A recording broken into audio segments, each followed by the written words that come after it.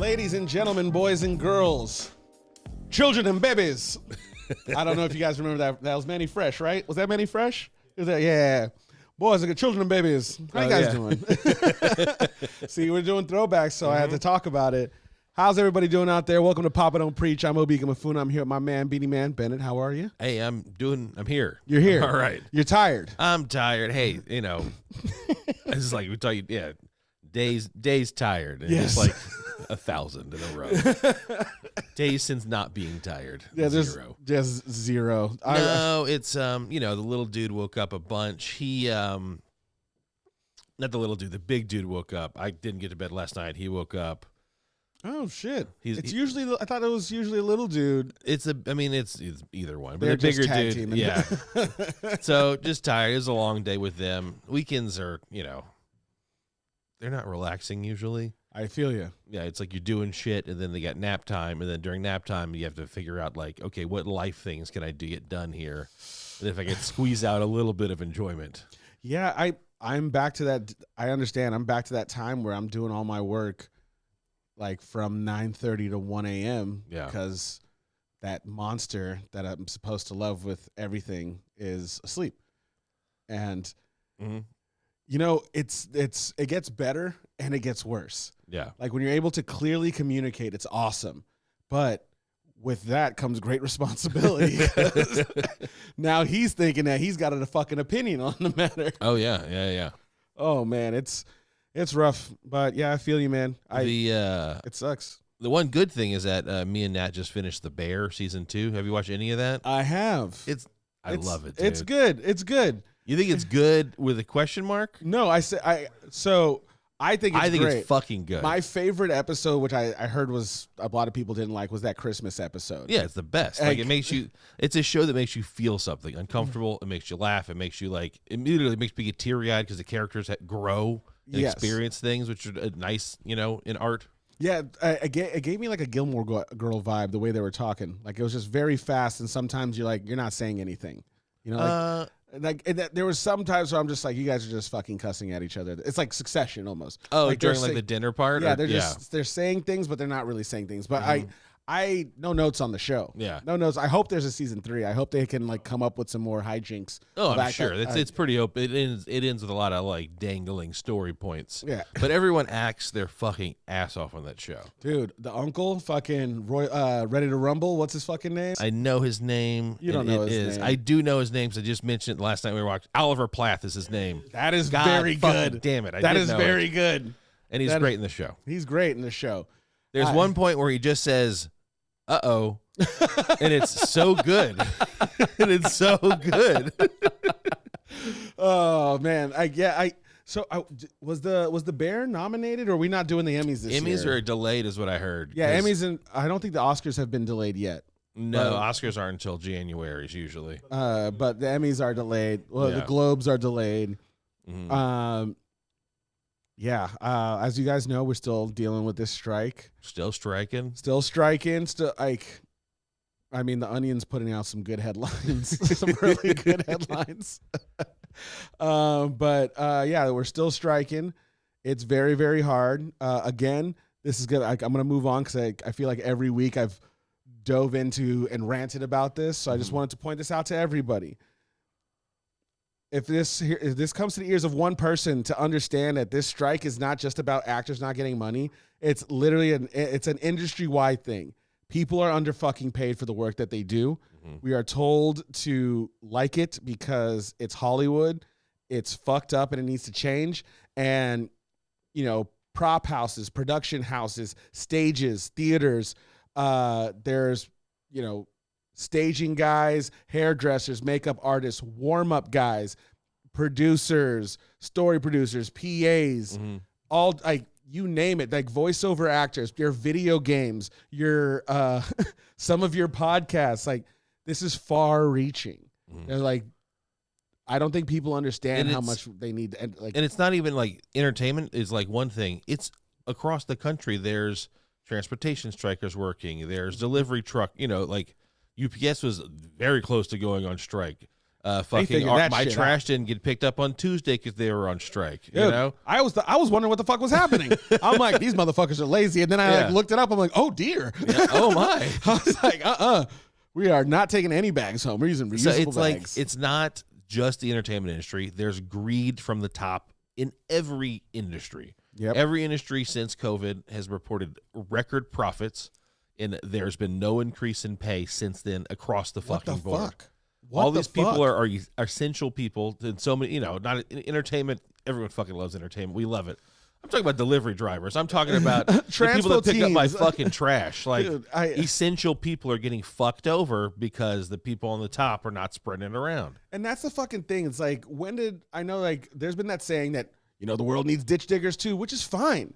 But when did it become that just because you did a job that wasn't glamorous, and not necessarily the skill level was different, but just wasn't glamorous to society standards? When did that become like, I can pay you like shit? Yeah, like get the fuck out of here. Like minimum wage was minimum wage because you could you can have a job. It was the amount that you made, and you can live a modest fucking life. Yeah, you can live a life. You can live a life. Literally, there is not a single major country in not a major city in this country where you can earn a living in minimum wage. Oh, bro, I'm sure I could have said that more elegantly, but hey, you're tired. I am tired. I'm trying. You're tired. My algorithm's all fucked up right now, and I keep getting these posts of like, beautiful 3-4 bedroom house with an attic and a basement on 4 acres in the middle of Wyoming, or like upstate Texas, like all renovated, pool, infinity pool, looking at the fields, and it's like $500,000, $480,000, $670,000. I'm like, that's a fucking mansion for that much. That's crazy. But that algorithm doesn't know where the fuck humans want to be, so it's also showing me a fucking back house with a deck, 1 bedroom and a bathroom, and it's like $750,000. San Pedro. And I'm like, ugh. Oh, jeez. That's rough. No shade to San Pedro, but for those of you who haven't been to San Pedro, San Pedro is fun. Yeah, I mean, just imagine the worst parts of Santa Monica poured on the outskirts of the worst part of Long Beach. There you go. Am I wrong? Okay, moving on. In tragic news, Hawaii is on fire. Didn't know that was a thing or that could happen. Maui. When I say Hawaii, you dip. Okay, I'm not going to yell at my producer. Anyway, Hawaii is on fire. If you haven't heard of it, the Yaoi of Maui is decimated. It's insane. Yeah. It looks like one of those terrible fucking like end of the world movies. It's very, very afters. Yeah. Yeah. It's like, they're counted like the media is doing a very bad job of reporting this, because they're like saying like we are up to 52 and like people will start comparing that to other disasters and not understanding that the death toll, although tragic, isn't the biggest fucking tragedy here. Like, imagine everything just gone. Yeah. It's like fucking. And it's like, I mean, Hawaii is a place that like it depends on tourism, but but it's at the limit, where like there's too many people in certain places, and it's too overdeveloped in certain places. Yep. So there's people that like are still trying to get to Maui for vacation and shit. Like, I literally, with our water guy, Aquaman, the other day was like, please don't go. Like, stop going to Hawaii, please, right now. We're trying to make a crisis, not a crisis. I can't believe that there's just like not a rep, like, you're just like, no, there's no flights to Hawaii, only flights out. That's it. Like, if you're a resident, you're trying to get home, great. Like, yes, you can buy a ticket. You just prove it. Show your proof of residence, and you're on your way. Yeah. I think it's wild that people don't know when to fucking just sit down and shut the fuck up. Oof. As I say this into a pod microphone. My hearts are going out. If you guys want to donate, I don't have any links, but I'm sure we're gonna put one in our bio. But yeah, if you guys forgot, that's America. It's part of America. It's still us. It's still us. Yeah, it's not like Texas or some shit. It's actually nice to visit. Yeah. Well, sorry, Texas. God damn. I mean, there's In-N-Out. Not In-N-Out. There's Whataburger. Whataburger's good. I fucking love Whataburger. Whataburger's good, but you know, It's a big state just for Whataburger. I'm sorry that lots of people love in Texas. Yeah, no, Texas is fine. Texas is okay, you know, except for all like the gun and abortion shit. Yo, you heard one of the moms from Uvalde's running for mayor of Uvalde. Good. I hope so.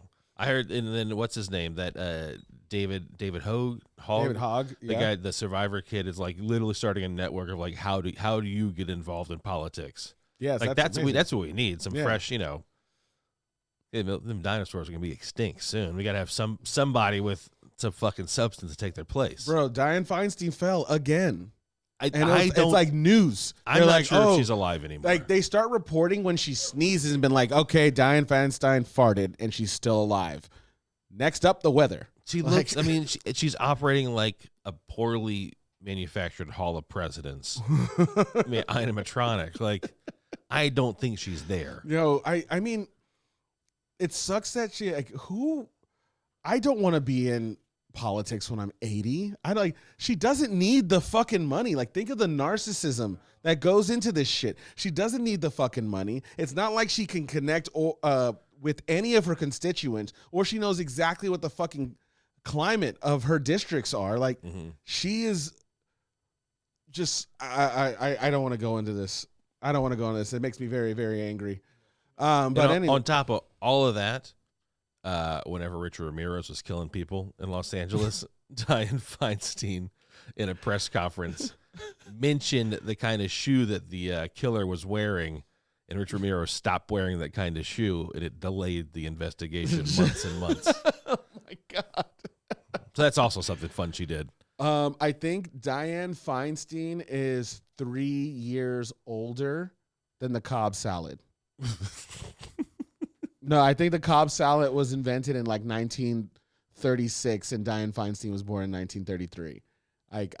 She's older than 33. I'm not good at math. I'm not gonna. All right, can you Google the Cobb salad for me? When was the Cobb salad invented?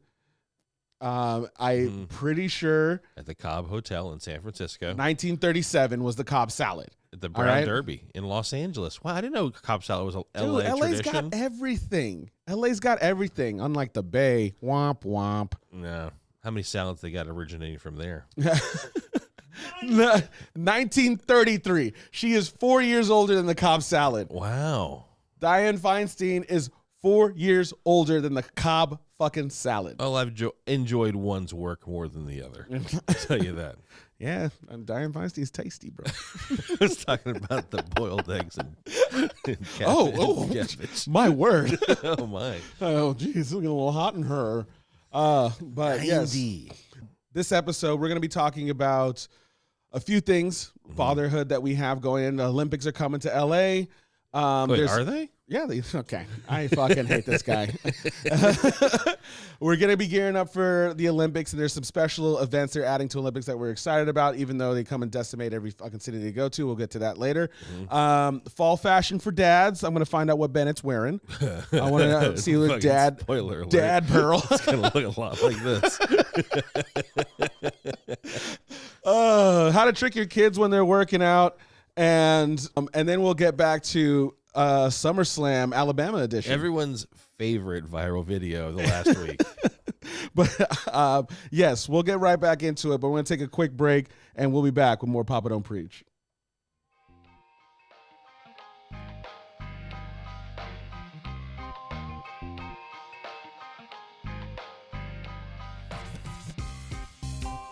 And we're back. Ooh. That was a hot mic. Yeah. I think I would just say there's an earthquake. Nobody will know. Oh, shit, we're filming this. All right, anyway. Ladies and gentlemen, we're back, and I want to update some Bennett on some pop culture stuff that he doesn't know about. They're first on the docket, there's a rapper by the name of Tory Lanez. He's Canadian. You might not know that looking at him because he's black, but he just got 10 years without the chance of parole. For shooting another rapper, a woman by the name of Meg Thee Stallion. I am familiar with her work. Great fucking musician. Right She's in the great. foot. Right. Yeah. He shot her in the foot. So for those of you who don't know what the fuck is going on, I'll give you the quick breakdown. In 2020 in July, when everybody was supposed to be fucking locked down and these motherfuckers are out there fucking partying because they got money. Right in the middle of it. God damn. Tory Lanez shot Meg Thee Stallion in the foot. We don't know what the fuck happened. As our producer said, my producer Blaine says he has an idea, and Meg Thee Stallion was probably up to Tory Lanez. Nobody's fucking yo show bald-headed ass, and he's like, I got a gun, dance, bitch, and was shooting at the ground and shot her in the foot because he's a dumb fuck. Mm-hmm. What happened after that is Meg Thee Stallion didn't say shit because her blackness denied her from snitching, but then she had to come clean because, somebody shot you. Yeah. A bullet didn't fall out of the fucking sky. When it finally came out that, Tory Lanez shot me, Tory Lanez denied it. Called her a liar, said this shit never happened, got a bunch of people to trash her. Tory Lanez's dad was out. You remember he was in this video? Like, Tory Lanez's dad was, like, in this video outside the court, like, oh, this shit and blah, blah. Like, there's a whole thing about this. And people were kind of getting split, but motherfuckers who follow hip-hop were like, he did that shit.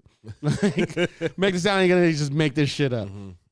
So after about 3 years, a couple court filings, delays, whatever, he was finally convicted, felony possession, felony assault with a deadly weapon, and negligence with a deadly weapon, negligence with a firearm.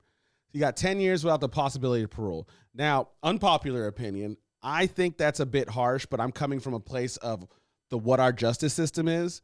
I don't feel for Tory at all. Like, I think, he should be under the jail. I think we should deport his ass back to fucking Canada. I'm hoping that there's Meg Thee Stallion sees some justice for this, but I'm not even sure she wanted this to fucking go down. She gave this motherfucker an opportunity to apologize. And he's like, I didn't do anything because he's a little bitch. Yeah. Now, he's going to do 10 years. When he gets out, he's 41. He's going to be 41 when he gets out. And that's like 10 years out the game. Like, he's going to come out and there's going to be flying cars and shit. Like, who the fuck knows? He's going to be coming out. He's like, Kim Kardashian is president. What the fuck? Like, who knows what the world's going to look like in 10 years? But it's like without a possibility of parole. Now, who knows if they'll appeal or what, but he didn't, this isn't fucking manslaughter. He didn't try to fucking kill her. He was a fucking moron. Like, if he was getting 10 years, out in 5 and then like another 10 years probation where he can't leave the state or fuck up or anything like that, and he has to pay a fine and there's a civil suit where Meg's like, no, I'm taking all your money. Fine, I'm with that. But we can't act like our justice system is gonna reform this motherfucker. I don't know what's gonna fucking happen. But anyway, that's the roundup for what happened in pop culture this week. So I think he should get 15 years for fucking boring my ass. If you're going to shoot somebody, do it. Oh, my God. Back when my hip-hoppers were hip-hopping, they shot people, and they meant it. They didn't do the time. No. You're 100% right. No, I think 10 years is it's a pretty big number, but also he sounds like a pretty fucking big, unremorseful asshole. Yes, and I think it's that's the point. If I'm a judge, like, oh well. Yeah. I just want to remember everyone. Kyle Rittenhouse killed 2 people. Not a day in court. No, I mean, fucking rapists don't get 10 years, without probation. Yeah, it's like DNA proven rapists don't get that thing. Don't get that sentence. But so I do see your point, but also fuck you, dude. That's the fucking those are the charges you got. You got them all, and they stuck. So that's the fucked up thing about this is they got him for everything. They got him for the felony possession of an unregistered gun. They got him for every single thing that happened. And if he wasn't such a fucking prick, if he wasn't the worst motherfucker in the game, but I don't give a fuck about him. I just I fucking hate applauding the shitty justice system that we have. It's fucking sickening. And no, we know there's a two-tier justice system because we got the dude that used to be president who literally is like how many he's got. Like he's getting felony charges like in the dozens at this point. Dude just tweeting his ass off, dropping names, talking about how he live in hell, talking about how he'd rather be in the south of France than here. This dude is off the fucking chain. The thing is, like, there's no rails. He doesn't have a rails to be on, and he's, oh my god, he's blazing. He's like that fucking Snowpiercer train, but just like with no tracks, man. It just if he just had a magical thing just going wherever it wanted. Just piercing through everything. That's his mentality. Did you see his sweaty ass in New Hampshire? And in fucking Iowa, he's just been sweating everywhere. Yeah, we were briefly talking about it. So this is my prediction. Okay. He is right now the forerunner, the multi-felonious accused of felonies. We all fucking know he did it. Accused rapist, accused. We all watch the news. Like, we know he did it. It depends if the judge that he fucking appointed sees it the same way. Bro, he's like he's appointing like reality stars and like fucking. All right, this is I read this week. The judge that's appointed to the one of his many cases, the judge that he appointed, she has tried two jury cases in her career, and now she's trying fucking treason case. Two, like and then in both of those cases, she didn't swear in the jury because she fucking forgot. Oh my God. That's their judge. Oh. That's talking about our justice system. Yes. So anyway, I was talking about, I don't think Trump's going to make it to fucking the election. Oh, really? That's my fucking bold, like, buy a lottery ticket claim. He's looking real waxy. He's looking real rough. He's not looking confident. He's got it coming from all sides at this point. Oh. That sharp looking, like that. I would not want that fucking attorney looking after me. What's his name? Jack? Jack Smith. Jack Smith looks like he could kill you with piano wire and then go have brunch. Jack Smith is the John Wick of prosecutors, bro. Like he does not smile. He has a straight look. Like, where are they getting these motherfuckers? Yo, I'll tell you right now that I wish somebody had the fucking balls. I heard this name for Trump today, and it was amazing, but Wet Donald. Wet Donald. Wet Donald. Wet Donald's really good. Like it's almost as good as Meatball Ron. Yeah. It's almost as good as Meatball Ron over here. Not Slick Willie, he's Wet Donald. Yeah, Wet Donald. He's him calling Chris, like, this is what we're saying. We always say this, like, the guy's fucking funny.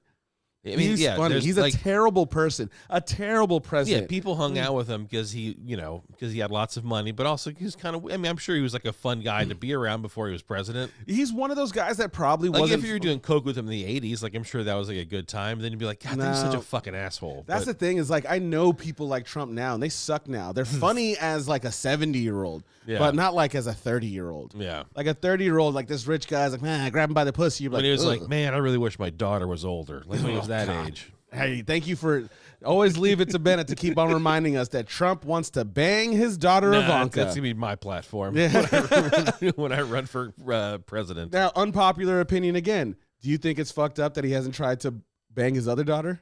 Doesn't even mention her. Looks exactly like her. Oh, I forgot he had another daughter. Yeah, he's like, Tiffany's she's a 4. No, he's got eyes for one. Yeah.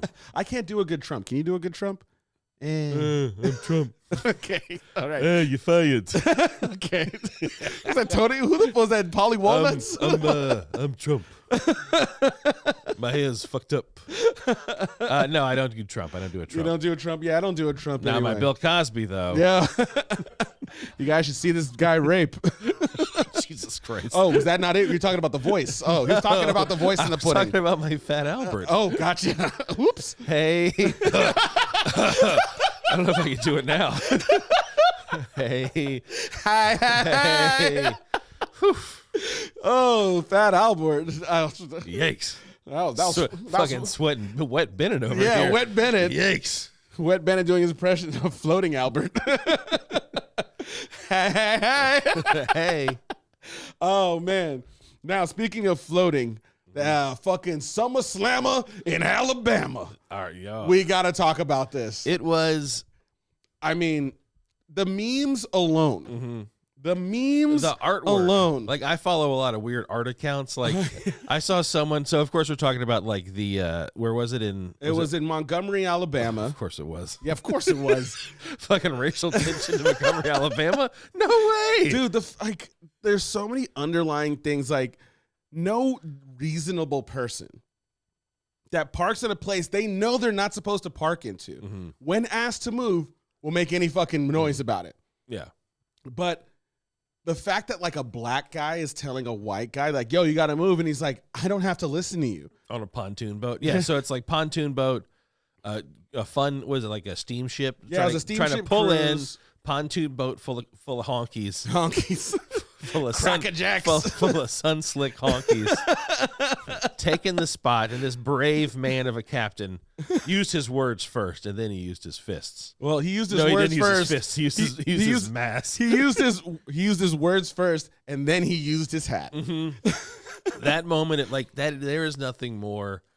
Like, dude, the turn it around, and then fucking letting it fly. That was the most black Southern thing I've ever seen in my life. Just like the theatrics, like he had to know people were watching it, but I feel like he would have done that in a dark alley anyway. Just like, oh, you want to fuck around? Threw it all the way out to space. Until this day, that hat has not hit the ground. It's still rotating the planet. That hat is orbiting around the planet. It's right behind the fucking Skynet satellites right now. It just pinged Elon's car out towards the sun. Yeah. But yes, the hat. No, the thing is, like, he did that through the hat, and it's just him versus that family at that point. Like, he ain't got no backup. It's just him taking him on. There was one kid in a little orange vest that tried to help him in the beginning. You saw he came over with them, like, because like everyone's before we knew. Sir. Literally, it was like, all right, come on, guys. Because like once the captain started throwing down, the kid tried to like get in the middle, and one of the shirtless fucking, as you mentioned, honkies turned around and threw a fucking crackerjack haymaker at this kid's stomach, and you can see him like, nah, I'm getting out of frame. No, thank you. He's like, no, thank you. I'm not getting paid enough for this shit. Not for a black one. And then immediately, the next thing that jumps in the frame is this kid swimming across the fucking body of water out of nowhere. Out of nowhere, he swam like a full fucking Olympic size pool. Yes. Yeah, that was easily. I would tell you right now, I don't care if this motherfucker was a seasoned swimmer. Black people do not jump in rivers. He was determined to help. He the fact that he was like, when you listen to the audio of the other angle from the boat, everybody was watching this. Everybody was watching this and like, ooh. And once he threw his hat, they're like, oh no. And they started swinging. They're like, oh hell no. They couldn't wait to get off that fucking boat. No, there's a dude that gets pushed in the water at some point. There's a woman that gets dragged. That's right. The women in this video get it the worst. Yo, like, women in this video get fucked up. We talking about things that, like, I told you 2 things can be true. Like, I explained with Tory Lanez. Fuck him, but there's a problem with our justice system. This bitch that got hit in the head with the chair and this other bitch that got dragged and thrown off the dock. Listen, you should never put your hand on a woman in anger for any fucking reason. It doesn't, like, it's just something I live by. Like, there's just no reason to strike I was gonna say a bitch, but I meant a woman. I'm getting clarified. Yeah. I didn't even say it, but I had to let you know across. Chairs in here? Let's fucking watch out. Out of frame, just right. Sorry, Shannon. But you know, this woman had no reason stepping off the fucking boat. Yeah. Like, I don't care if that's your friend or your family. No, everyone felt real good about themselves, and then they got in the middle, and then they caught some hands, they caught some body of water. It was like, all right, so this is so all that happens, and then we cut to the second angle. This is the one where they approach the whites on the pontoon boat. That's the second video. They start dragging people, and it becomes like fucking it becomes, Pirates of the Caribbean for half a second. I swear to God, these white people thought they were home free, and then that boat docked. And like 10 to 12 black dudes, shirt off, black women taking their earrings off, taking their sandals off, walking down the dock to approach this boat with these 5 motherfuckers on it. Oh my God. The privilege where these guys are like, hang on, George, let me handle this. Yeah. Let me talk to them. Guys, what's your prop smack? boom, clack, pop. They just started like ripping their jamming their boat up, fucking up the pontoon, dragging them off the boat, and this ignited what we like. Some would call a riot, or if it has more than 10 white people, an insurrection, as I've heard before. But sorry, a field trip, quote, field trip. Sorry, but just looking around, sitting at some desks. What ended up happening was this was a full-on brawl on the dock. A melee. Mm-hmm. This was the Royal Rumble. This was SummerSlam. This was chairs flying, fists flying. Thank God the fucking cops were there to like break this up. Mm-hmm. And thank God no one was shot. No one was stabbed. No, just a good old fashioned Donnybrook. Yep. Like JR would say. That one's just for our wrestling fans. I love it. Our 2 wrestling fans. And like the picture of the first couple of cops in the scene, like I can imagine what's going through their head. They're like, oh my, what the fuck am I going to do here? They just hop in the middle. Like they don't try to do, they just hop in it. Like, they were trying to like stop because like the cops were outnumbered. Mm-hmm. The cops are completely outnumbered. But anyway, I believe this dude has a GoFundMe. But we have the video pulled up right now. Oh my God. Like just start swinging and then he's just pushing them back. And it's like none of them are MMA fight. None of them can fight. Yeah. And then this other fucking shirtless beige wearing the video's pink short. Playing right now. It's like 5 white dudes and the 1 captain, and this is when the fucking all the blue everyone else shows up. Yeah, all the blacks have. I was gonna say the blue shirts, but the blue shirts, the blue shirted blacks. The other staff have arrived. Not to be confused with the Galapagos blue-footed boobies, but these are the blue shirted blacks of Alabama, indigenous to Montgomery. They would say if you Montgomery blue-shirted blacks in Alabama, dude, the Montgomery blue-shirted blacks is the best minor league baseball team name I've ever heard in my life. That is amazing. But I will tell you right now. Now we've had our fun, but I want to tell you something on a serious note. It is when I first saw this video and I saw black people celebrating it, I was like taking a pause. I was like, all right, yo. We better than this. It felt like Black Panther came out again. Yes. Sorry. That's fucked up. I thought it was... No. I'm here for it. Yeah, fucking Montgomery forever, man. Is Chadwick back? It's been 3 days? What the fuck? Anyway, normally when you hear stories like this, it always ends in tragedy. Mm-hmm. You know, you like... And, it's nice to see, how do I say this? Who cares about being nice? Yeah. It's nice to see white people fucking pick a fight, getting their privilege checked, black people seeing this, jumping in to protect them, and then the cops going, hey, you white people can't do that. That is not allowed. You guys caused a motherfucking scene. You were in the wrong here. That I appreciate because that never fucking happens. No, it never fucking happens, and it was great to see. And what you just described is, of course, pro wrestling. Yes, makes wrestling the best fucking thing on the planet. Well, they dismantled fucking Nation of Domination. All right, they dismantled a Nation of Domination. That was the first wrestling group I was obsessed with. Talk about indoctrination. Man, I used to fucking stand, like my brother and I would stand up with the fist, domination. Fucking just sit there and I'm like fucking every motherfucker. It turned into a whole thing where like, if you were wrestling someone who was black, you were going to lose. Like I was just like in my head, it didn't make sense. Like, I'm like, it doesn't make sense. We're the Nation of Domination. I got Farouk. Yeah, we have Farouk. We have The Rock. We got D'Lo. We have Viscera. Like, was Viscera the Nation? Nah, he wasn't. It was Mark Henry. The strongest man. Fucking was it sweet sexy sexual chocolate? Sexual chocolate. Yeah. Dude, Mark Henry, strongest man alive. And Kama Mustafa, who later became the Godfather. Yes. Man, talk about a fall from grace. From being a part of the Nation of Domination, a black empowerment group, to turning into a pimp that walked down the stage. who would often, instead of wrestle matches, offer his women to his opponents and they'd take it. Yes.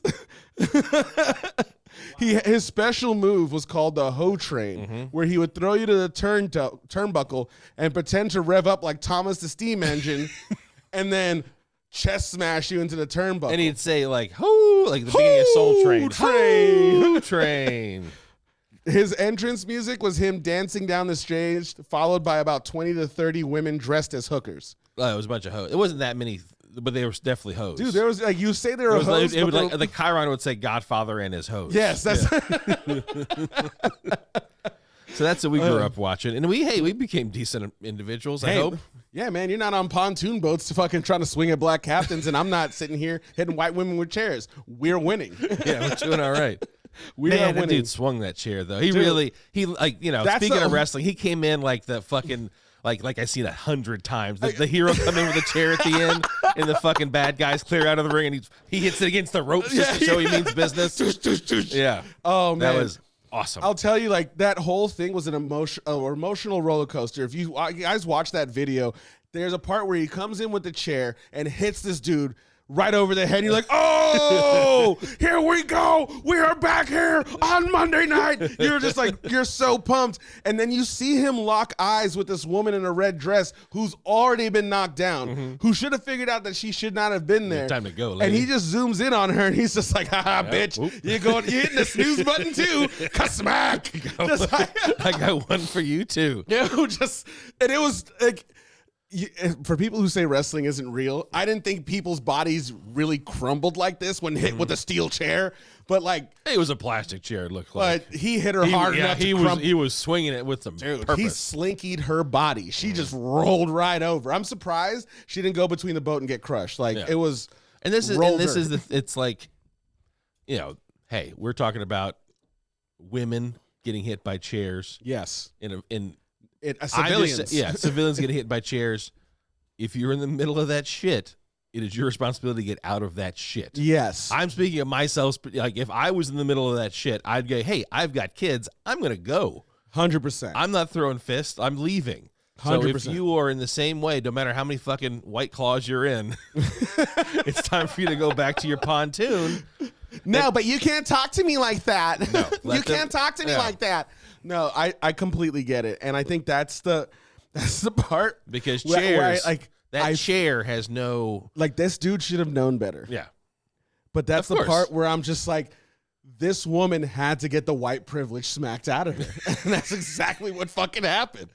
The fact that she thought she had any business there, like. It just shows you like this arrogance of white women sometimes, especially in the South. They just like, no, do you know who I am? I know the sheriff. Cool. You're catching this chair. Here's a broken wedding chair. Oh man. Affirmative Action Jackson should be his name. Oh shit. Affirmative Action Jackson with the chair. One of the greatest wrestling names ever. You're on a roll today. Every once in a while. Tired my ass. You bring it out of me. What can I say? You tickle the racism out of me. I don't know. Tickle, tickle, tickle. Woo-hoo-hoo. Montgomery, Alabama. Oh, cotton gin. All right. Like Whitney. All right. So one of the things I wanted to talk to you about before we move on from Alabama, Montgomery, which I want to say hats off to everybody that answered the hootie hoo. And then one day we'll be keeping you guys updated when we do see the hat land. When the hat lands, we will be reporting it first here on Papa Don't Preach. But anyway, I've discovered some easy ways into tricking your kids, not just to working out, but tiring themselves out. And I wanted to share some of these with you because I know that you're tired. Yes. Now, if you read the copy, it didn't say just tricking your kids into working out. It said tricking your kids into working out, and by that, tricking yourself into working out. That's the part I'm not sure about. Yes, this is the part that's going to be rough. But yeah, I started playing games with the bozo where, I just he's trying to get things and jump. So I had his clothes all folded in the basket. So I would have him jump, turn around, pick up clothes, jump, turn around, look at me, and I would be sidestepping while doing a crunch, and he would have to throw it into the basket. And it was a great way for him to get to clean up his room. And, you know, he was just like taking it so seriously and jumping up. And I was trying to get him to dunk. And he was like running up in the basket and throwing it down hard in the basket. And there's another one where I was trying to get him to tap my hand. So I'd squat and he'd have to jump. And I'd switch hands and I would hold things so we'd have to jump and get it. And I realized that these are just like little things that it's very easy to get like 3 reps in. Yeah. 3 reps at 10. And then the hard part is getting them to turn it off. Because, you know, like, I don't know if you've ever thrown Miro up and he's just like, again. And you're like, nah, yes. this is a one back throw, buddy. I am tired. Yeah. Again. There's a point where I was like, I want to explain to my son that I cannot throw him up in the air again because it's not just my back, but it's his life that's in danger. Like, I might throw you up and then that's it. I'm crumpling over and you're falling to your death. Yeah, we're out of our safety range here. We're moving into uncharted territory. We're redlining it at asthma. Yeah. I've got one of those like big medicine balls like to stretch my back and to play video games on instead of the couch. That's smart. It's nice. One of those. It is good. It's helpful with my back. But like the dudes will like, I'll put it against the couch. They could bounce on it. Oh, nice. And like one day we did it. We had like an alphabet poster in their little playroom, and I'd do like A, B, C, D, all the way to Z, and then Z, X, Y, all the way back. And we did it like. He did like maybe 200 jumps. It was something stupid like that. Like, God damn. Like, you know, 26, like, you know, 1, 2, 3, 4, 5, 6, 7, 8, 9. It's like, Jesus Christ, dude. I was exhausted. And he was still ready to rock. Oh, man. It's like 8 o'clock at night, too. I was like, okay, fine. You got a lot of energy. Let's get this energy out. And I was wrong. Oh, yeah. He won that one. Yeah, I have tried to go toe-to-toe with a 5-year-old, and I have never won. Like, it was easy when he was 1. I'm like, ha, you fell asleep at 2, little bitch. Like, ha. How's your nap? Now, like, he's waking me up from my nap. Yeah. Now, Miro does a thing, like he did today because I was falling asleep. And he goes, wake up, Dada. I was like, all right, bud. No sleeping on the job, huh? Yeah, my Ozo, does this thing, and, like, I've heard him, so I've, like, kept my eye open to actually witness what happens, because sometimes I wonder, like, why does he do this when I'm sleeping? Like, what a fucking piece of shit. But he'll walk up to me, and he'll either smack me in the face as hard as he can, or he'll squeeze my face, Daddy! And I'm just like, what the hell? He's like, are you sleeping? And I'm like, what a stupid fucking question.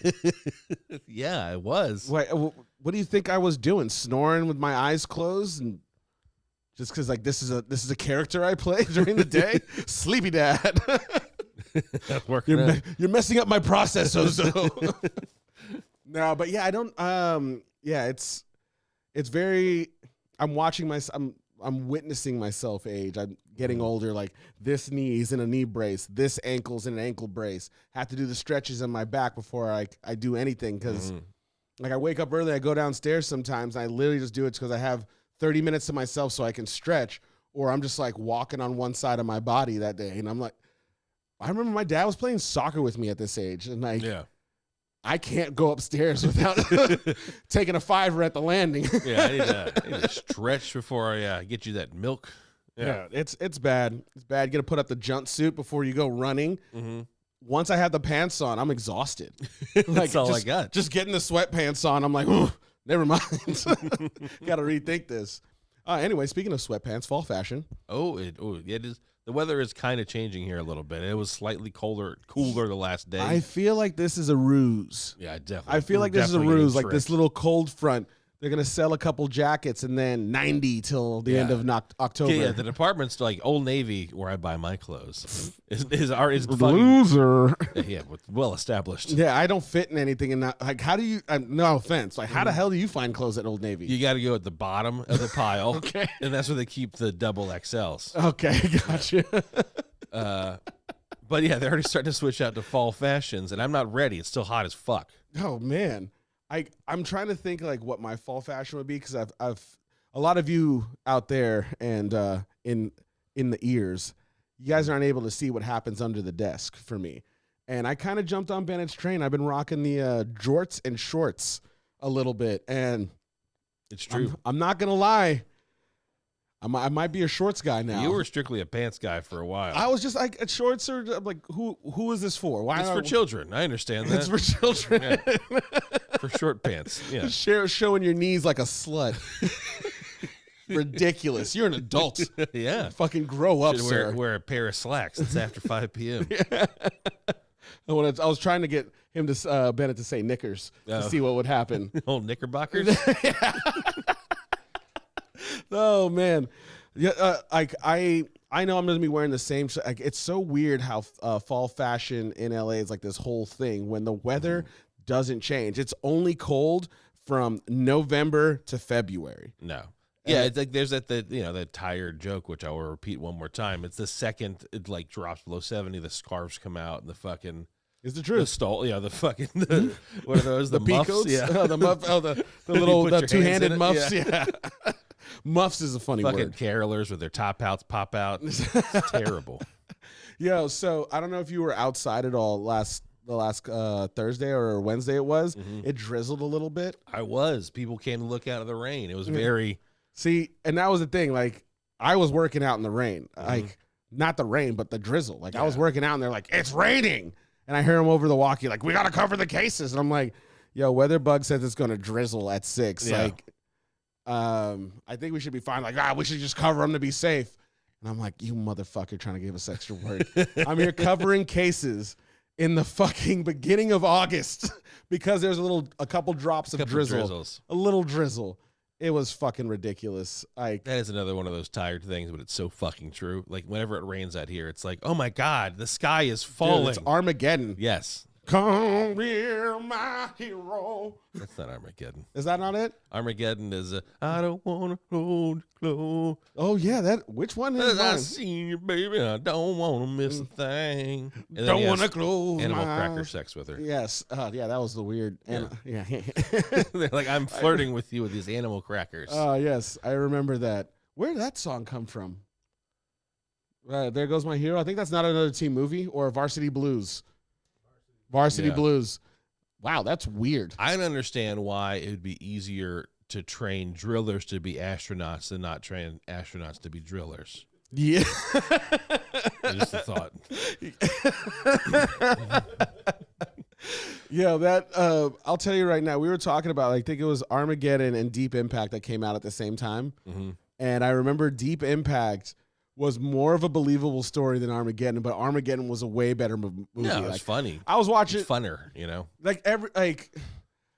There was parts of Deep Impact where I was like, "Ooh, okay," but I was proved wrong immediately. Morgan Freeman president. I'm like, okay, America. That is the one thing that I remember from that movie is that Morgan Freeman was They're like a black president. Look at this cartoon, you know? And then sci-fi over here. 3 years later, shut up, Obi. But yeah, one thing about Deep Impact is like the fact that the rich were getting into the bunker and nobody else could, and it was like this whole thing, and like it had we were all waiting for this. Armageddon of like these rogue, I guess I don't want to say it, but space cowboys. Yeah, a bunch of space cowboys are blowing up a meteor. This old band of ragamuffins. Dude, we can't even roustabouts they found. We're dropping fucking airplanes out of the sky that can't be recovered, and we're sending motherfuckers to asteroids to blow them up? Okay. It was our only hope. That was our only hope? How come we don't have like a giant fucking asteroid laser already? I think our plan is, I think the plan is that the Space Force? No, I think the plan is Armageddon. Like, that's the plan. That's the plan? Is Armageddon? Honestly, I think NASA was like, yeah, that sounds good. We'll do that. That tracks. We'll just do an Armageddon. Who directed that movie? Was it Ridley Scott? No, I think it was was it a Bay joint? Was it Michael Bay? It was Michael Bay. It feels Bayish. Yeah, there's a lot of low angled, slow motion whooshing shots. There's a lot of whooshing and big. It's kind of crazy how like some of these directors can get away with just doing one fucking thing. Owen Wilson was in that. How about that? I forgot about that. And Billy Bob Thornton. Yeah, that is a hell of a cast. Yeah, man. Ben Affleck, Liv Tyler, Bruce Willis, Steve Buscemi. Who was that pointy-nosed dude that was in... Michael Clark Duncan was in it. Michael Clark Duncan. Yeah, who was the pointy-nosed dude that played... Who directed it, though? Was it Bruckheimer? Yeah, it says that right over there. Director. What does it say? Director is Michael Bay. 1998. Look at 98. Me. So 10 years later, we had a black president. When did Deep Impact come out? Was that 1998 as well? I think it was both the same year. I think they all came out of the same year. Was it Tobey Maguire? Do we remember who was in Deep Impact? Yeah. Yeah, Both 1998. volcano movies came out at the same time too. And both there was Twister and another one. I don't remember the other one. Or maybe it was Twister's a show. the only tornado movie in my eyes. Maybe there was a show that came out called like Tornado Chasers, and I just equated the two. Who knows? Who knows? Oh man. So for fall fashions, I like a light jacket. Light jacket, like a little windbreaker. Not a windbreaker. It's too heavy for me. When you say light jacket, you talking cardigan? Yeah, even that's too heavy. I That's like too heavy. t-shirt material that I could zip up around my other t-shirt. Don't you wish there was a way you can design your own clothes so you can just or you pay $400, Mhm. all right, and you get to design like 5 shirts, 5 pants, and they throw in some socks and a voucher for some shoes. Why'd I say a voucher for some shoes? I have no idea. I almost puked back there, by the way. I don't know. I think I tried to hold. I tried to hold in a burp while I was sneezing, and I almost blew my eyes out. Have you ever tried to hold in a sneeze? Were you ever one of those kids? Or you just let it fly? I did for a while, and I think it ruptured my eardrums. Oh, really? I have no idea. Dude, It definitely, like, my ears got, they feel a little, they're weird. Like, my sinuses are weird. Oh, They kind of wheeze, like, whenever yeah. like, I kind of have, shit. like, when I first moved to California, I think it was being under sea level, I got deviated septum, et cetera, but, like, I would sneeze, and it'd be like, achoo, and go, like, in my ears, like I was letting steam out like a cartoon. You're sneezing out brain matter, bro. Yeah, that's why I check every time. Yeah, Make sure nothing important's coming out. I used to hold my Like, sneezes. oh, fuck, in. there's the 6th grade. I was one of those that held in my sneezes, and it wasn't until like, I want to say I was like 23, 24 that I stopped. Mhm. I had a traumatic experience, and you know what? We're all friends here. I could talk about it, right? Sure. All right. So I always held in my sneezes. I was the kind of person who go, Mhm. and people will be like, "What the fuck just happened to you?" And I'm like, "Oh," they're like, "Don't do that. You can like blow your brain out. You can have a heart attack. Like you're not supposed to do that." I'm like, Yeah. "I've mastered it, guys. I'm I'm okay. Like my body, my choice. Back off, bro." Mhm. And I remember one time, like, I got into the shower and I was taking a shower, and I had a pretty big shower. Like I was balling back in the day, so it was a pretty big, nice stand-up shower.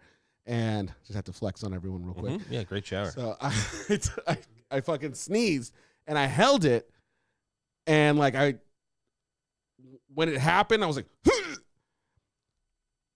like. I want to say like a golf ball just shot right out of my ass. Like, I sharted. It was a shart. Yeah. I was like, I held it in, and like I could just constricted my whole body. I was just like, "Bee." Yeah. With every action, there's an equal and opposite reaction. tell you It's right- basic physics. I'll tell you right now, that's like one of my biggest fears. Like everyone has that fear, like, oh, this is gonna happen to me. Like, oh, I might go to jail one day, or oh, I'll get leprosy, or so. Like there's, oh, I'll end up in quicksand. Like we have these weird things that we think that might happen to us in life that deep down we fear. Mine has always been shitting myself. Wow. Like how do you recover from that? I mean, you throw away your underwear and go about your life and hope no one noticed. That's not just how I'd imagine someone would do it. Yeah, I see a lot of experience in your tone, but we'll move on. Just say, I wish I was in the shower. I'll say I got lucky, but ever since then, no more holding in a sneeze. I was like, I'm gonna let it out, but now I sneeze like No, you're a fucking literally like, sitcom dad, just like boom. yeah. Like it's, bust your speakers out, side of the house, the alarms are going off, rattling, like what the fuck? Neighbors like, are you okay? Type of sneeze. And now I door swings both ways. I can't find the middle ground. I wish I could. Seems like a normal person. Yeah, I'm just sneeze like a normal person. But anyway, I think this is a good time to take a break. I feel a good time to take a break. Yeah, too. let's go take some shots. We'll be right back.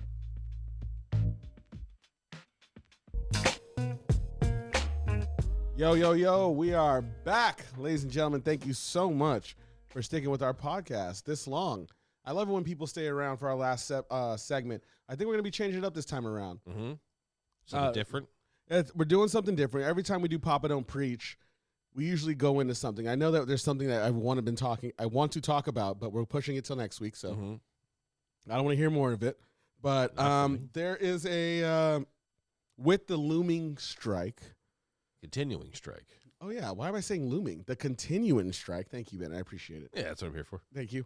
for this continuing strike. If there's people out there that don't remember, in 2007 we had a strike, and it was like the reality TV boom. Like the networks needed something, and it's when reality TV took over.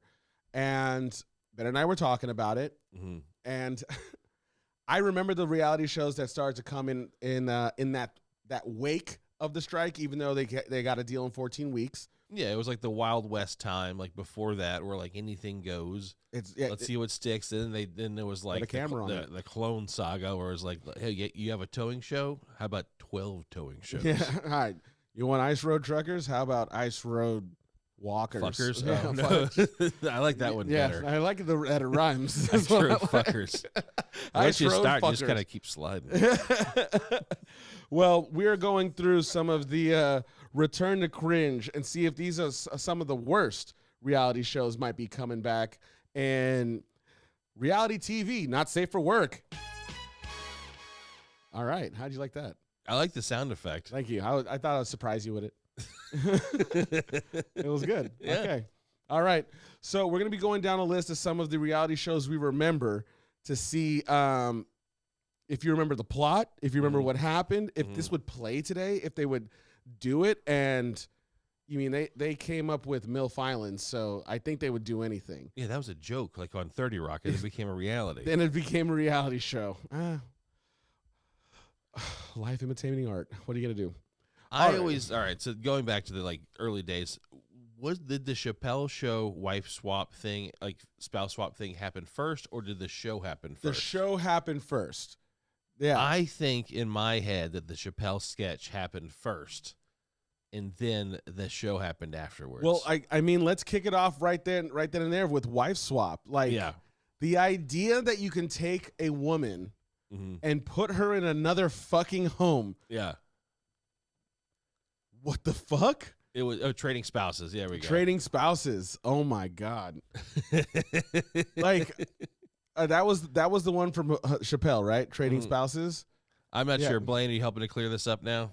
Yeah, trading spouses with the Chappelle Open, but I believe the episode was called Wife Swap. I think was the show real was one. Yeah, Wife Swap was the real show. Okay. So Wife Swap was the real show where two men would switch wives, and not in a fun way. No, like a way you could put on ABC at 8:00 at night. It wasn't like, hey, I get to bang this other chick for a while, which highly inappropriate. It was like, I have this stranger doing laundry in my home. Yeah. And then like they live by your rules, and now they're gonna live by her rules for a day. Yeah, and she thinks we're the sorry people. There's that kid. Remember that kid? Yeah. Oh my God. I bet that kid voted for Trump. That dude's probably that guy was at the Capitol. I'll tell you right now. That bacon kid. Yeah, that kid was at the Capitol. He an adult. He had a riot shield and a flag and everything. He was one of those contradictory parents. He was next in line to sit at Pelosi's desk. Yeah. Pinch it off. I got one next. You like those contradictory patriots. We're the sorry people. Yeah, the ones with the Blue Lives Matter patch over here with the circle patch that says "Don't tread on me" right over here. Those ones. Tread on me, daddy. That patch. Yeah. So yeah, 2004. 2004 ABC wife swap. This show. Do you think it's something that would work today? I mean, I think they'd. I mean, yeah, of course. Like, do you think they would come out with like husband swamp? Husband swamp. Husband swamp. That's your side of town. That'll be from Baton Rouge. The husband swamp. The husband swamp. I haven't heard your Louisiana accent in a while. I need a couple beers. I mean, to really get it going. God damn, you should have told me like an hour ago. Yeah, get them claws. Oh, yeah. Get them claws in me. Oh, Lord, I got the claws in me. It is way better than your Trump. All right. So yes. So moving on. I don't care anymore. We can move on to the next show. Yeah, this one is definitely not going anywhere. Now we were talking about. We were talking about begin. So the during daytime, whenever you're either unemployed or in college, which I was both for a long time. Yes. There was the judge shows. There was one, and then two, and then there was the same thing. Just a million different judge clones. I was a divorce court and a Mathis dude. Never got Judge Mathis. Yeah. Judge Juby, the one we were talking about was Eye for an Eye. Oh, Eye for an Eye. Give a little googs to Eye for an Eye, if you don't mind, Blaine. All right. So, yeah, for people who do not know what Eye for an Eye is, it is a masterclass in reality judging shows. Like, it wasn't just like there he is. It wasn't your it wasn't the picture of this dude. So first of all, the judge didn't have a gavel. He had a bat. He had a bat that said "Eye for an Eye" on it. And he looked like, what's his name, Dennis Kucinich. Like he looks like a state senator. He looks like a lawyer for the mob, actually. But he talked like this. He's like, hey, my name's, and his name was Extreme Akeem, right? Extreme Akeem. His name did not match. And then the audience his demeanor. It was so fucking. It's like literally they made this show, and I'm sure they had like a cool, edgy judge, and then the dude got arrested for prostitution, and then Extreme Akeem had to step in because he walks in and like, all rise, here comes Extreme Akeem. And they go, Extreme Akeem, Extreme Akeem, Extreme Akeem. And he goes, okay, guys, all right, guys, sit down. And he has his bat. So Eye for an Eye. Y'all sit your butts down. Sit it down right now. Yeah, I'll go get some order up in here. Sorry. Yeah, that's not what he sounded like. No, that was Main Justice. But anyway, yeah, Eye for an Eye. For all of you sitting at home, Eye for an Eye was your standard civil dispute. Wait. It was National Lampoon produced it? That kind of makes me feel better that it was a comedy production. I had no idea National Lampoon's syndicated show. Oh, man. Because it was like, so basically like, okay, you dented my car, so instead of making you pay me $500 for the dent, you get to take a bat to the other person's car to do $500 worth of damage. That was the plot of the show. That was the plot of the show. There was all types of shit. There was roommates accusing ex-roommates of stealing, and when found guilty, that roommate got to go to the other person's house with a duffel bag and had 3 minutes to take whatever they wanted. Eye for an eye. Eye for an eye. What a wild show. Now, that is something I definitely think can come back. Like, that's just good old-fashioned fun. Yeah. Like, I don't think that's like... You put like a Z-list celebrity in there. Yeah, but, like, I feel like those type of shows got away with... I think the reason that those type of shows went away is because they didn't realize how crazy people were. Like, and that will move on to our next show, Cheaters, because people didn't realize. Like, for all those out there, do you guys remember the show Cheaters? Cheaters, because the plot of the Cheater, it's what it is. Like, that's someone's like, I think my husband, boyfriend, fiance is cheating on me. They'd send a camera crew to follow them around for like a week and a half. And this guy who would be a much better funeral director is the host of the show, and he goes, "Well, I'm so sorry. We've got Joey Greco got this footage to show you of your fiance finger banging his coworker at the Bennigan's." And then it was always at that like tempo, and then they'd scream and go, "Oh my God!" And then they'd confront them at the end. Yep. And imagine like a big old blurred face confrontation in the Chili's parking lot. Yeah, there would be this woman in a Chili's parking lot and this man blurred face because he's like, I'm not signing your shit. Yeah. Fuck you. I don't like being ambushed like this. And he just like, how could you? How could you? You don't know what I understand. Say, get out of my face, bro. Get that camera out of my face. Yo, baby, you don't understand. Hey, I said back up, bro. Hey, bro, back up, baby. Come here. I can explain. It's not what it looks like. No, I told you, you're a shithead. You're dick. You're this. You're that. And the other girl's like covering her face and trying to get in the car. Oh, yeah. And there's always this girl running away with one purse, one shoe in hand, covering her face, run into a Ford Escort, trying to get the fuck out of there. And then there's some 22-year-old cam op with a little handheld camera trying to shove it in her face as she's trying to get into her car. Yeah. And that's every episode of Cheaters, except for one. Oh, that is the best one. That is the Emmy-nominated episode. Where they decided to follow, they were like, the guy, the cheatee, the cheater is in a boat in a body of water. They're going to get on another boat. The cheatee and Joey Greco were on a boat to follow the cheater on a boat. And it went exactly actually, you know what? You have no idea how it went. Yeah. I wouldn't have thought this would happen. We already established there's not a gun on a boat, but you know what there is on a boat? A knife. Knives. Yeah. There's plenty of knives. So this guy got confronted on the boat. He couldn't explain himself. They had like these Zoom they got everything on film. Literally, it's like you're being boarded by like a reality crew of pirates, accusing you of cheating. You're like on this boat, and you're like, oh shit, is this like I gotta throw my Coke? Like he's probably threw his Coke overboard. Like, oh shit, this boat's coming. Like that's the fucking police. That's the National Guard. I'm throwing my Coke overboard.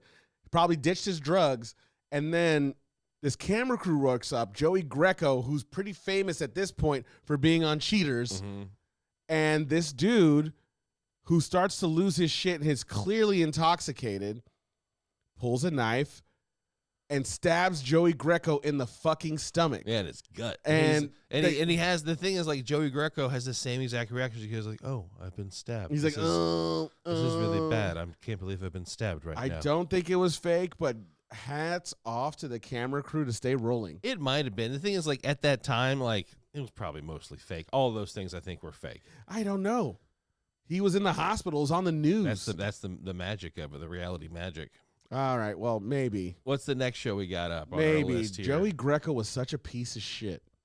Sorry. Blind Date. Yeah, that was my favorite midday eating lunch in between classes show. I used to watch Blind Date Uncensored. It was like softcore porn. It was Blind Date. Oh, was it Fifth Wheel? Was that the other one that came on after it? Dude. That was one. I just pulled that one out of my head. That was one. God. Because it was two. It was what like, a deep cut. Because that was the Fifth Wheel. Can you look up that one real quick? Because I'm really just because Blind Dates, it's self-explanatory. Two people go on a blind date. The host says snarky things. There's pop-up video explanations that are like, look how stupid his hair is. And yeah, like, it's she only dates men with $1 million. Like, you know, it's like stupid things like that. But Fifth Wheel was another dating show where it was like a guy and then they had like 4 people to choose from, and they like, you know, it's like two segments in, and the third segment, you know, whatever, you know, however deep, you know, 2/3 of the episode, they introduced the fifth wheel. The fifth wheel, some fucking crazy psycho fuck machine who comes and like fucks up the entire thing. Dude, they're like, I'm the fifth wheel and I'm here to blow everybody who has a dick. And that was how every episode went, and it was pretty fun. Fucking 2 men, 2 women that were on a date. That's right. And then the fifth wheel shows up to fuck shit up. She's like, okay, you leave. I'm gonna be with him now. And they make out and they blur out stuff.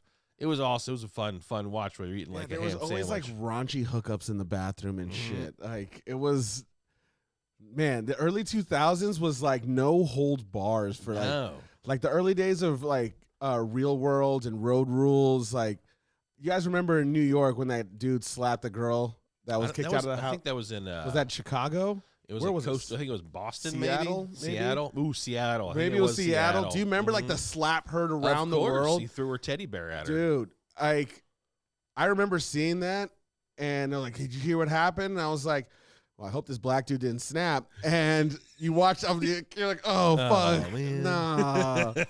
Dude, like literally, like walked. Hey, that girl with lupus. Stop! Hey, stop! Runs out the fucking car, just whap before it's like.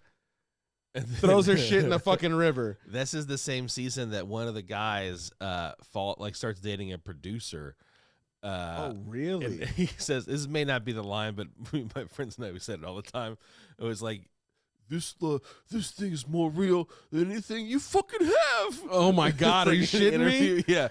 Oh, fuck. And that was pretty great. But we'd say that about, you know, this blank is more real than anything you fucking have. Oh my God. So right, let's go to the next show. The next show that we have, blank, you be on your toes. Yeah. The next show that we have was a show from, I think it was like 2007. It was called The Swan. And oh my God, there is no way this show can. That's the guy right there at the end. Oh my God. That's that piece of shit. So The Swan was, hey, I'm ugly. Yeah, I want to change it, but I want to do a lot of work. So yes, women competed to go from a 2 to an 8.5 to a manufactured 9. Yeah, like it's so basically these women would compete and do like, you know, get like a personal trainer, and they would get plastic surgery to turn into this swan. It's so fucked up. And like, I can't imagine, like, knowing what I know now, like, I can't imagine working on a show like this where we have to, like, get this person like, elective surgery. Yeah. And they couldn't see each other. They couldn't see themselves either. They couldn't see themselves. They, like, smashed all the smashed all the mirrors in their house. They're just, like, locked down while recovering for, like, months. Yeah, it's like they're going through, like, the Joker treatment where they're all bandaged up at the face. Dude, I remember they cracked this girl's cheekbones. They, gave this woman a nose job. They cracked her cheekbones, tucked her chin, tucked her neck, pulled her ears back, gave a lift on the head.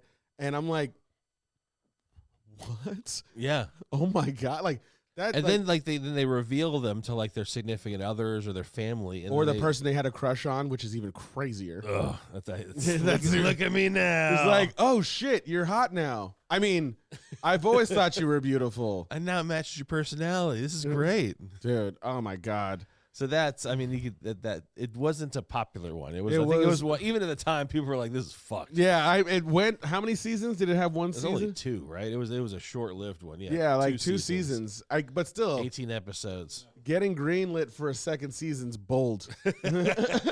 After that premise.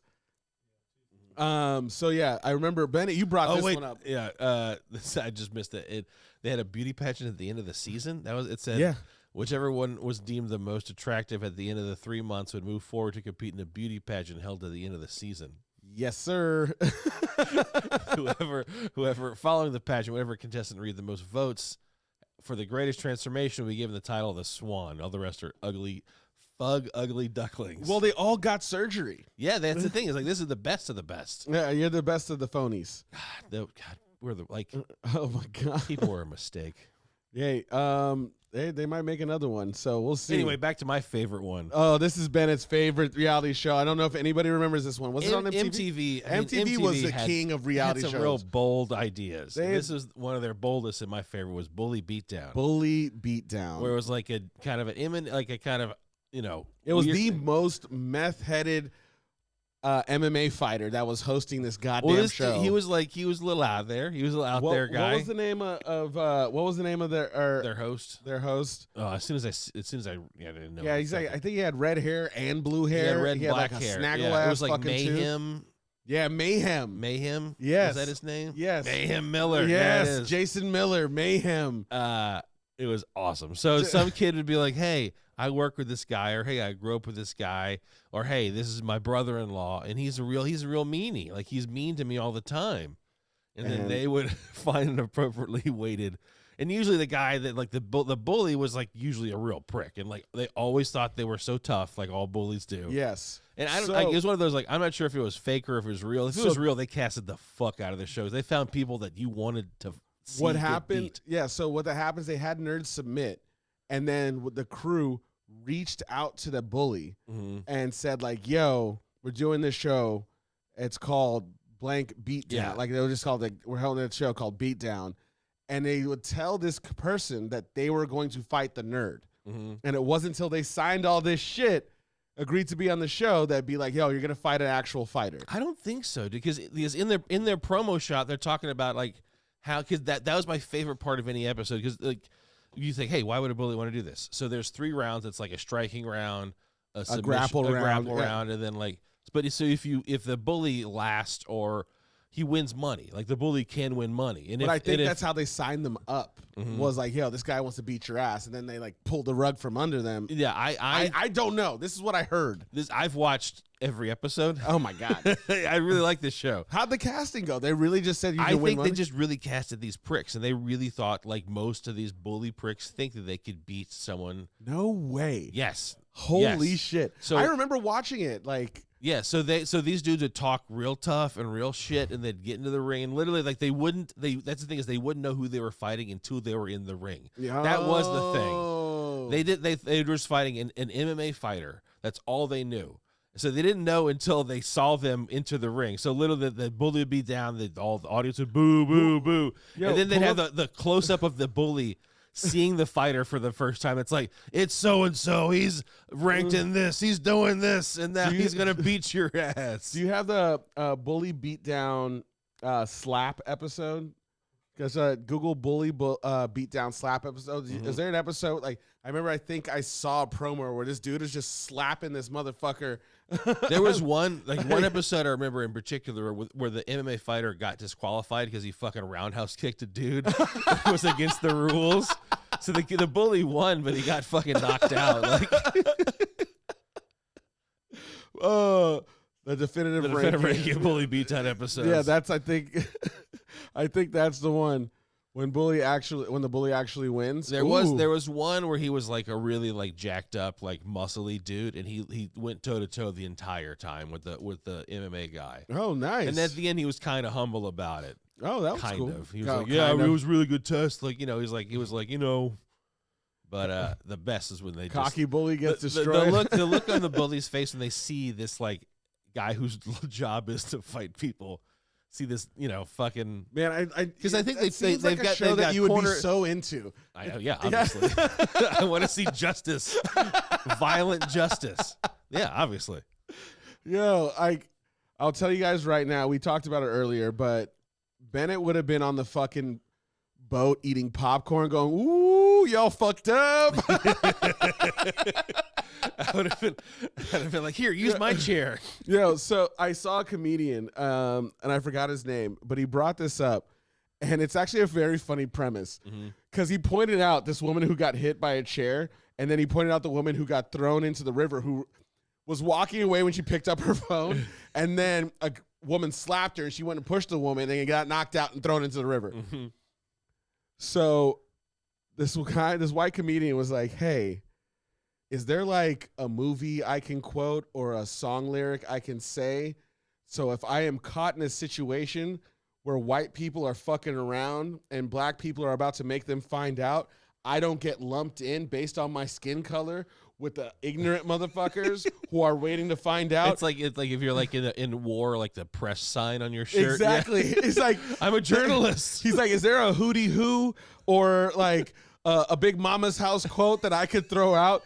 So where I'm not walking to the parking lot and I get nailed with a chair, minding my own business. And I'm like, that's facts right there. Like if I'm like, yo, just make sure you go, like every white person ever, just leave the house with like 3 or 4 hats and just, if somebody's going to keep your head in a swivel and throw their hat up, be like, okay, he's cool. He's cool. Like, no, I just get behind the guy with the chair, but I'm with you. If you start at your size, if you in a brawl approach a black man with a chair, you are catching some of that chair. Yeah, that is my point. If I'm I would not be in the middle of that. I'd be like, oh wow, look at that. I'm going to watch it from afar. It might be corny, but I think if you look at a black dude with a chair and scream Wakanda forever, he might leave you alone because I think you might get him either to chuckle or in the moment be like, no, he's with us. Even if I yell like Black Lives Matter, I don't think you want to like let me finish my with another word. My initials are BLM. Black Lives Matter. Black Lives Matter what? That's it. I'm just trying to get that point across. All right. What's our next show? I think our last show is it the last show that we're going over. Oh, the couple more. Oh, we have two. We have two that are.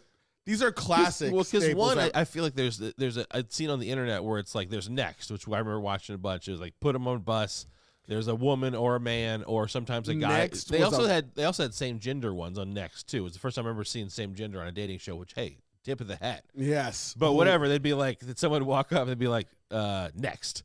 And they'd fucking go back to the bus and they'd say, all right, dude, you're next. Yes, I remember like they had the big bus. Like that was their set. Yes. Was a big fucking like charter bus that just had the words next painted on it. Yeah, they all sat in it watching a monitor. And then the next person would go up and they'd like have a mini date or eventually, or sometimes the person would just next her immediately. What a cash cow. There's like zero budget on that show. They'd be like, okay, for this date, we're going to do a ring toss in the park. Like that's the date they would do. Yeah, that's fucking ridiculous. Yes. Yeah. So what are you into? Next. Yeah. That one was great. Oh, hey, that reminds me of that other show that we were talking about earlier, which was like the first same-sex dating show, Boy Meets Boy on Bravo. I remember you said... was there like you tell me, was there like a ringer? Like not a real gay guy in there? It wasn't like a ringer. It was just like some of the cast was pretending to be gay. Like what the fuck? And like I'm not sure if it was like an actual plot. Like... Yeah, because it was a fucking... it got 6 episodes because it was a terrible idea. Yeah, all right. So, yeah. So, like, they literally tricked it started with one dude who was a human resource manager in search of a partner among a group of 15 men. Yeah. Series of one-on-one dates. In the episode, he eliminated people every episode. In the 4th episode, he was informed the group consisted of both gay and straight men. Yes. So he had to pick a guy, and then if the gay guy get picked, he won money. Yes. Or if the straight guy got picked, he'd be like, "Hey, joke's on you. Gotcha. I got no feelings for you." 25,000 for me. Yeah. Yeah. 25K to be a soulless piece of shit. Yeah, is dude, so that's low. Like, first of all, look at the state of our economy back then, Yeah. where that was some like real money to pretend to be gay on camera. Yeah, sure. I'll pretend to like a dude for 25K. Fucking gay porn. I mean, money. the thing is, I would, Which but, is actually just really porn, right? We can't call it gay porn anymore. It's just really porn. yeah. Just, I mean, I think if Like, it's not a gay the wedding. thing is, you need to toss an adjective in front of it, so you Yeah, don't say like, like you didn't get everything. Black you know? porn, Asian porn, big person porn. I'm not going to get specific. Okay. It's too telling. All right. Don't want to snitch on yourself. I got you. All right. So yeah, Boy Meets Boy. Terrible idea. Next, now when you were watching Next, did you ever like watch it, like, or it was like Next hope was out, on? like why? Yeah. Okay. Was it like Bully Beatdown? Like, okay, I watched. No, like, Bully Beatdown. I was like cheering as the bullies got beat down. Okay, gotcha. Which So- I forgot this. This is one of the best episodes. Was the bully was talking shit the entire time to the host. He's like, I could even beat you up. And then when it's time for the reveal is that the host is the fighter. So he just pops his shirt off. And he's like, let's go. and then he fucking clowns him and beats his ass the entire time. It's great. Dude, I would love This show was great. Yeah, I mean, I thought Bully, like the fact that they had like a little audience members in there to like watch these guys. Oh man, ooh, Because they all he's like, we've got a little clip going on right now. This is the one, yeah. No, this is the one where they're like, okay, so this guy used to pick on these two guys, right? So we have a bully in the octagon right now, and he's talking to the two people that he used to bully. And, you know, he just got in Jason Miller, a.k.a. Mayhem's face. Yeah, Mayhem Miller. Like, Mayhem Miller about how he's going to beat him up. And he's yet to reveal who the fighter is. All right, Blake, you can go ahead and click up there. Okay, so so right now is when he finds out that he's going to be fighting Mayhem. And Mayhem is just having, like, how are they getting these camera angles, by the way? Like, it has to be... Oh, they have he has a camera. They have these like the ref cam. The ref cam and these ear cameras. I see what's going on. So if you guys haven't heard that there's 3 different rounds. There's grapple, there's striking. And then there's, what's the other one? Freestyle. Freestyle? Yeah, he literally just fucking clowns him the entire fight. All right. He taps out once already. One time. He already tapped out once, and so there's 5-minute rounds. It's 4 minutes and it's 4 minutes and like a minute. And you get a grand. 50 or seconds, like and he's already tapped out. So, all right. So Mayhem just went there. The guy's trying to put Mayhem in a choke, picked him up, and he just slammed him, and he's out. He's out. His hands are stiff in the air.